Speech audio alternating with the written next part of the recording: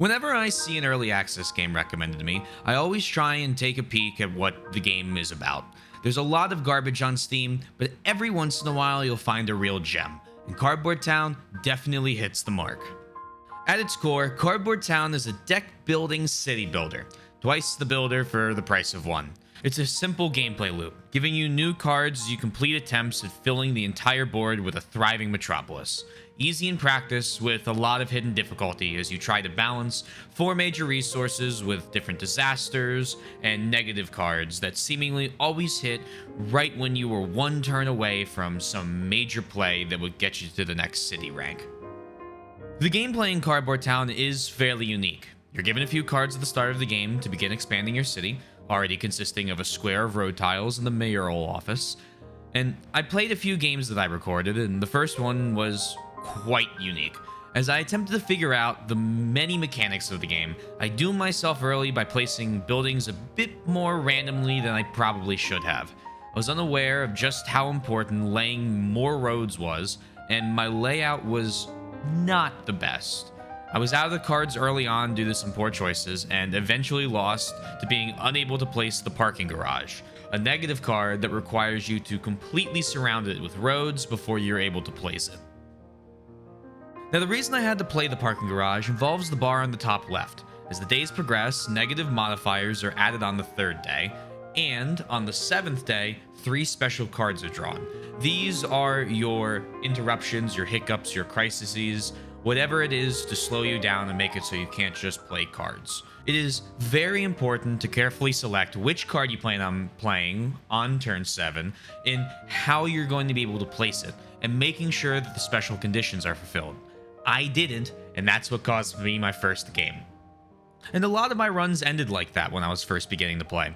I would attempt to figure out the best layout for a group of buildings, not place enough road tiles, and then eventually get screwed over by one of the red cards giving me my final strike, whether not being able to place it because there were no adjacent roads, or it just diminishing all of my resources to the point of non-existence.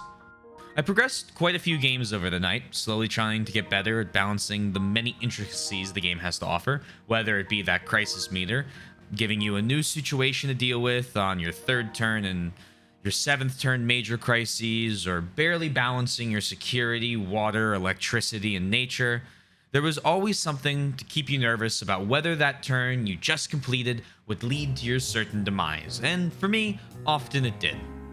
But that's also what was so cool, is when you had a turn where you played some really great combination of cards, it really did feel like you had accomplished something with whatever random hand was given, which, for me, actually makes me feel like I was gaining a little bit of skill. I guess that's just the natural loop of card games. And eventually, I had an aha moment. As it turns out, as long as only 2 of my resources went negative, it wouldn't sound that 3rd alarm, as I made sure to play every special card. And how could that be?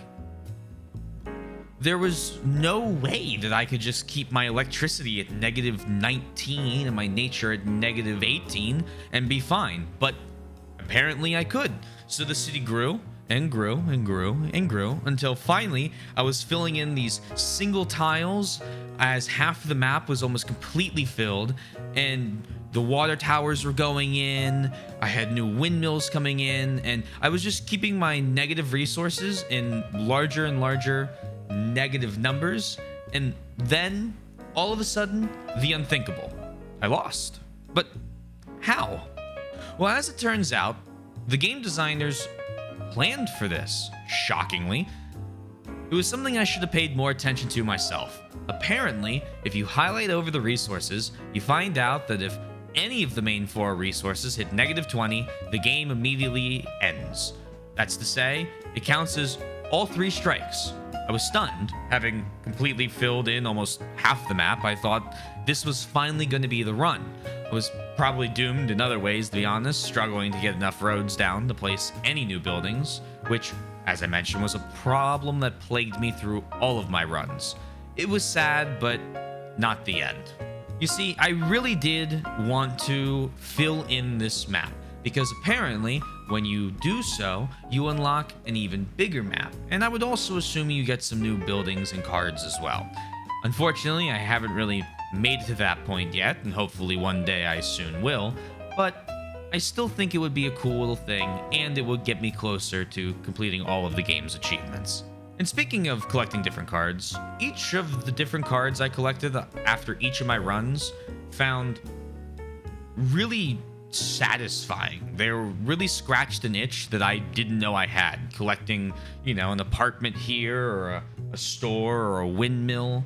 It was just very, very fun collecting and gaining all these new things. I haven't played many deck building games, with Slay the Spire unfortunately still sitting unopened in my Steam library. The added cards I got, like mentioned with the windmill, were incredibly helpful in subsequent runs, although not entirely necessary for victory, leading to a healthy gameplay loop that keeps you coming back for more and helping you to get further and further into the next run. A good example of this, I think, was after I completed my third run. I unlocked the store, which was a card that gave you 7 more population and a small trade card, allowing you to swap some of your cards out. In that same match, I got a permanent increase to my starting resources, a cheap asphalt card allowing me to get a 4-road tile for a small negative to my nature, and 2 upgrades that I could unlock, including cheaper card gaining from the mayoral button. Like with many deck builders, every time you gain new cards, your job gets easier. Each card and upgrade helps you better offset the negatives that are generally stacked on you when you first launch the game. It's, as I said before, an incredibly fun and rewarding gameplay loop that also is just enjoyable. Now, finally, as is my custom, I would like to talk a little bit about the soundtrack. I love it. Cardboard Town has a wonderful, chill, lo-fi vibe going with it, and it's really appreciated for the background. My only issue with it is that I wish it reacted more to certain events, at least perhaps swelling more to a crescendo as you approached and hit different milestones, or perhaps worked in something as a small warning as you approach defeat. My experience with it on my run, where I lost due to the environmental concern, had the piano playing something that sounded straight out of a Stardew Festival. Beautiful, but had really no connection to the fact that I was about to lose. However, it still sounds lovely, and I won't knock an indie game like this any points in my head for something like that. It still gets 2 thumbs up for me. The soundtrack was very nice.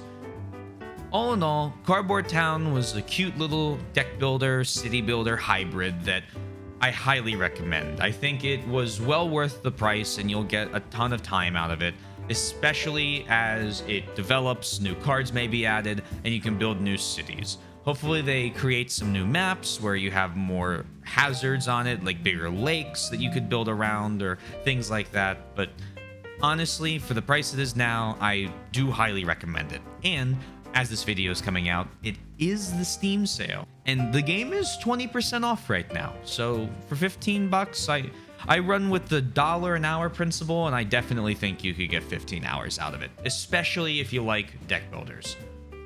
So go ahead and give this game my stamp of approval. I really liked it.